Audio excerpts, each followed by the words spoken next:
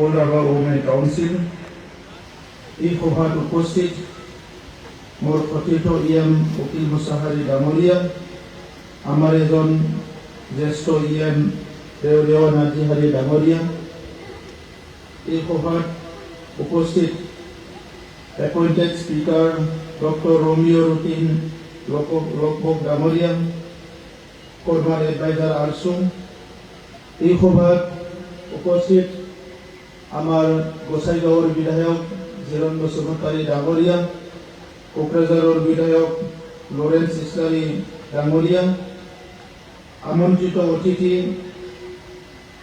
Motilal ভাগচাক president আৰচু, ইয়াত উপস্থিত দাসানন ৰাভা প্ৰেচিডেণ্ট ছিক্স চিজন demand committee, Srijut Prakash Rabha president বাইকো হৰি আছাম, ইয়াত উপস্থিত আমাৰ নিপেন খান্দা ডাঙৰীয়া এডভাইজাৰ আৰচু, লগতে আজিৰ এই সভাত উপস্থিত শ্ৰীযুত ৰমাকান্ত ৰাভা ডাঙৰীয়া deputy chairman Rabha Hasong autonomous council, আজিৰ সভাত উপস্থিত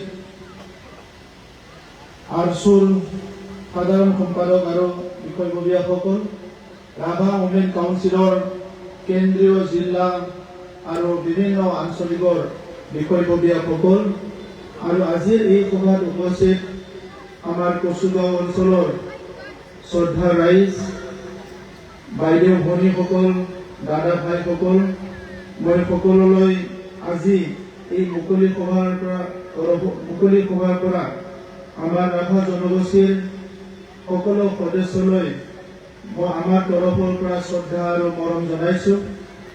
যোৱা সময়ত ৰাভা জনগোষ্ঠীয়ে দীঘলীয়া এটা সংগ্ৰাম কৰি আহিছে আৰু এই সংগ্ৰামৰ সময়ত অইন জাতীয় সংগঠনৰ লগত ৰাভা ওমেন কাউন্সিলে বহুত ডাঙৰ এটা অৰিহণা যোগাই আহিছে আৰু আজি এনেকুৱা এটা সংগঠনৰ কেন্দ্ৰীয় সভাত উপস্থিত হৈ মই নিজে আনন্দিত হৈছো। বিভিন্ন সময়ত বিভিন্ন পৰিৱেশত আমাৰ ৰাভা জনগোষ্ঠীৰ নেতৃত্বৰ লগত কাম কৰি আহিবলৈ সুযোগ পাইছো। বিশেষভাৱে যেতিয়া আমাৰ বৰ্তমানৰ চিফ এই সময়ত আৰচুৰ প্ৰেচিডেণ্ট টংকেশ্বৰ ৰাভা ডাঙৰীয়া আৰচুৰ প্ৰেচিডেণ্ট হৈ আছিলে, তেতিয়া ছিক্স চিডিউল ডিমাণ্ডক লৈ আৰু বিভিন্ন দাবী দাবাক লৈ পেলাই যিবিলাক সংগ্ৰাম চলি আছিলে, এই সংগ্ৰামত কেতিয়াবা অংশগ্ৰহণ কৰিবলৈ সুযোগ পাইছিলোঁ আৰু তেতিয়াই মই উপলব্ধি কৰিছোঁ যে ৰাভা জনগোষ্ঠীৰ আজিৰ সময়ত যি এটা অৱস্থালৈ আহিছে, আজিৰ সময়ত ৰাভা জনগোষ্ঠীক ভাৰতবৰ্ষত বিশ্বত যেনেকৈ প্ৰতিষ্ঠা কৰিবলৈ সক্ষম হৈছে, ইয়াত ৰাভা জনগোষ্ঠীৰ নেতৃত্বৰ যি দূৰদৰ্শী চিন্তাৰ কাৰণে এইটো হ'বলৈ পাইছে।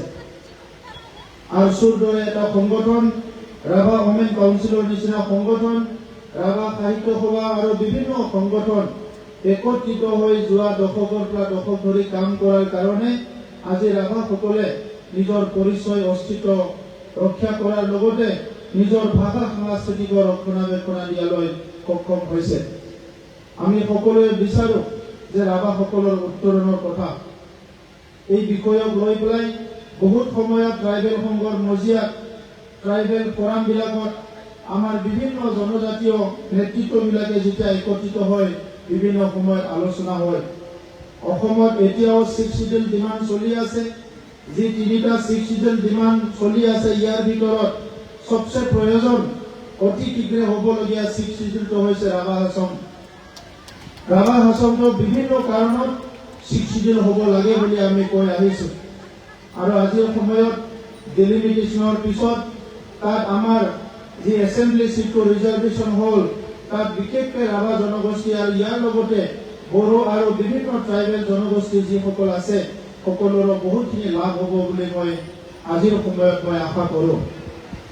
ৰাভা ওমেন কাউন্সিল আমাৰো বড়োসকলৰ ওমেন অৰ্গেনাইজেশ্যনছ আছে, বিভিন্ন জনগোষ্ঠীৰ ওমেন অৰ্গেনাইজেশ্যনছ আছে আৰু বিশেষকৈ জনজাতিসকলক চাবলৈ গ'লে উত্তৰ পূৰ্বাঞ্চলত প্ৰত্যেকটো জনগোষ্ঠীৰে এটা এটা শক্তিশালী আমাৰ ওমেন অৰ্গেনাইজেশ্যন মহিলা সংগঠনবোৰ আছে। সেই মহিলা সংগঠনবোৰৰ কাৰণে সমাজখন এতিয়া এটা সঠিক দিশত আগবাঢ়িব পাৰিছে। আমি সকলো জানো জনজাতিসকলৰ যি জীৱন ধাৰণা এইটো অতিকৈ আগৰ সময়ত চাবলৈ গ'লে আমাৰ খুব চিম্পল আছিলে। আমি দুবেলা দুমুঠিৰ কাৰণে কষ্ট কৰোঁ। মহিলাসকলে ধান ৰুই কাপোৰ বৈ বিভিন্ন কামবিলাক কৰে আৰু সমাজখন তেনেকুৱাই চলি আহিছে। কিন্তু সেই চিম্পল বা সহজে জীয়াই থাকিব বিচৰা জনজাতিসকলে বিভিন্ন সময়ত বিভিন্ন সমস্যাত বিভিন্ন প্ৰত্যাহ্বানৰ সন্মুখীন হৈছে। এই প্ৰত্যাহ্বানবিলাকত পুৰুষসকলে যেনেকৈ যুঁজ দিছে মহিলাসকলক সমানে সমানে যুঁজ দি আহিছে। আজি সকলো জনগোষ্ঠীটো চাবলৈ গ'লে ৰীতি নীতি সাংস্কৃতিক গুৰি ধৰোতাটো হ'ল আমাৰ মহিলাসকলে। পুৰুষসকলে নেতৃত্ব দিয়ে কিন্তু মহিলাসকলে ইয়াত পিছ পৰি থকা নাই। আজি ইয়াত সুন্দৰ যিটো ৰাভা গামছা মই লৈছোঁ পাজাৰ এইটো মানে আগৰ সময়ত ইমান পপুলাৰ বা তেনেকুৱা দেখা পোৱা নাছিলে। যোৱা 10-15 বছৰত এইটো খুব পপুলাৰ হৈ গ'ল। মই যেতিয়া আন্দোলনৰ প্ৰগ্ৰামত গৈ আছিলোঁ ৰাভা নৃত্য আৰু ৰাভা গান শুনি আছিলোঁ। আগতে স্কুলত পঢ়োতে ৰেডিঅ' চেণ্টাৰত অলপ অলপ ৰাভা গান অহা আছিলে। তো যেতিয়া তাত আমাৰ আৰ্টছৰ প্ৰগ্ৰাম বিভিন্ন প্ৰগ্ৰামত গৈ ৰাভা গান গীত মাত আৰু কালচাৰটো দেখিবলৈ পাইছোঁ, মই নিজে মোৰ লগত ইমোশ্যনেলি মই এটাচ হৈ গৈছোঁ। মোৰ বহুত ভাল লাগে।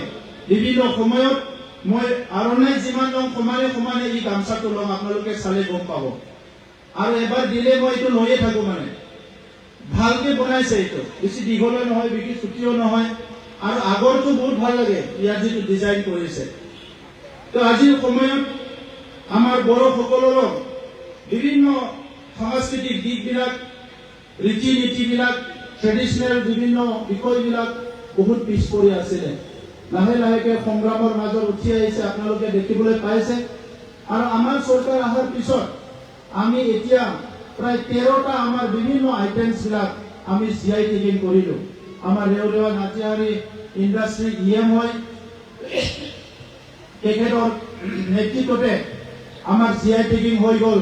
আৰু 8টা আইটেম আমাৰ যিটো আৰণাই আমাৰ বিভিন্ন খাদ্য বস্তু যিবিলাক ট্ৰেডিশ্যনেলি চলিছে এইবিলাক CI টেগিঙৰ কাম চলি আছে। মই আমাৰ ৰাভা হাছং কাউন্সিলকো অনুৰোধ কৰিছোঁ, যিখিনি হৈছে যদি কৰিছে ঠিকে আছে, যদি হোৱা নাই অলপ চলপ পইচা খৰচ কৰি আমাৰ ৰাভাসকলৰ যিবিলাক ট্ৰেডিশ্যনেল আইটেমছ কালচাৰেল আইটেমছ যিবিলাকে অনাগত দিনত আমাৰ আইডেণ্টিটিটো আমাৰ পৰিচয় অস্তিত্বটো জীয়াই ৰাখিব, এইবিলাক CI টেগিং কৰাৰ ব্যৱস্থা কৰিব লাগে। আজিকালি বহুত ডুপ্লিকেচি হয়, মেচিন ওলাই গ'ল, আমাৰ ড্ৰেছবিলাক লৈ যায়, ডাঙৰ ইণ্ডাষ্ট্ৰীয়ে এটা বেলেগ ডিজাইন কৰি দিয়ে, লাহে লাহেকৈ এইটো আমাৰ নহয় ইহঁতৰ বুলি কোৱা আৰম্ভ কৰিব। বহুত সময়ত আমি সভ্যতাৰ ফালে আগবাঢ়ি সভ্য হ'বলৈ যায়, ডেভেলপ হ'বলৈ যায়, বহুত সময়ত আমি নিজৰ ৰীতি নীতি সংস্কৃতি বহুত বস্তু পাহৰি পেলাওঁ। আৰু এই কনজাৰভেটিভ এইটো ধৰি ৰাখিব পৰা ক্ষমতাটো হ'ল আমাৰ মহিলাসকলে, আমাৰ মাসকল বাইদেউসকল। মহিলাসকলে বহুত সহ্য কৰিব পাৰে, বহুত ধৈৰ্য ধৰিব পাৰে আৰু কিবা এটা কাম ল'লে এই কামটো সফল কৰিব পৰা ক্ষমতাও মহিলাসকলৰ আছে। আৰু সেইকাৰণে আজি আমাৰ সকলোৰে দায়িত্ব আহিছে আমাৰ মহিলাসকলক অকল নিজৰ ঘৰত আবদ্ধ নাৰাখি পেলাই অৰ্থনীতি জাগৰণত, ৰাজনৈতিক জাগৰণত, সমাজখনত আগুৱাই নিয়াৰ কাৰণে, সামাজিক সাংস্কৃতিক ৰূপান্তৰ আৰু আগুৱাই যোৱাৰ কাৰণে মহিলাসকলকো দায়িত্ব দিব লাগিব। সেইকাৰণে মই দীঘলীয়া কথা ক'ব বিচৰা নাই। ৰাভা ওমেন কাউন্সিলৰ প্ৰত্যেকটো কাম কাজবিলাক মই শুনি থাকোঁ, বাতৰি কাকতত চাই থাকোঁ আৰু সমানে সমানে আমাৰ পুৰুষৰ যিবিলাক সংগঠন আছে একেলগে কাম কৰি আছে। আৰু আজি আপোনালোকক অনুৰোধ কৰিছোঁ অনাগত দিনতো এই শক্তিশালী ৰূপত আপোনালোকে কাম কৰি যাওক। অহা সময়টো আমাৰ কাৰণে আৰু এটা কঠিন সময় আহিছে। এতিয়া বিজ্ঞানৰ যুগ, আৰ্টিফিচিয়েল ইণ্টেলিজেন্স আহিছে, সব কম্পিউটাৰে ঠিক কৰিব আমি কেনেকৈ চলিম কেনেকৈ নচলিম এইখিনি সময়ত শিক্ষা দীক্ষাৰ ক্ষেত্ৰত আমি বহুত স্পীডত আগবাঢ়ি যাব লাগিব অৰ্থনীতিটো আমাৰ হাতৰ পৰা বেলেগক এৰি দিব নালাগে আজি দৰংগিৰি কোৰ পাই ৰাভা হাছঙত বহুত ভাল ভাল বস্তু উৎপাদন হয় এই গোটেই উৎপাদিত আমাৰ ড্ৰেছৰ পৰা লৈ পেলাই কাপোৰ কানিৰ পৰা লৈ পেলাই বেলেগ বেলেগ যিবিলাক উৎপাদন হয় এই উৎপাদনবিলাক আমি ইণ্টাৰনেশ্যনেল মাৰ্কেটত লৈ যোৱাৰ কাৰণে ব্যৱস্থা কৰিব লাগিব ৰাভা ওমেন কাউন্সিলৰ অফিচটো হেডকোৱাৰ্টাৰটো যিহেতু দুধনৈত এইটো আমাৰ কাউন্সিলৰ বাহিৰত হয় সেইকাৰণে আমাৰ পৰা সহায় কৰাত অসুবিধা হয় সেইকাৰণে আমাৰ কোকৰাঝাৰ ডিষ্ট্ৰিক্ট আৰু বিটিচিত যিখিনি ডিষ্ট্ৰিক্ট আছে প্ৰত্যেকটো ডিষ্ট্ৰিক্টত অফিচ নিৰ্মাণ কৰাৰ কাৰণে আমি কাউন্সিলৰ তৰফৰ পৰা সহায় কৰিম মই দীঘলীয়া কথা নকওঁ সকলোলৈ ধন্যবাদ জনাই মোৰ বক্তব্য সামৰিছোঁ ধন্যবাদ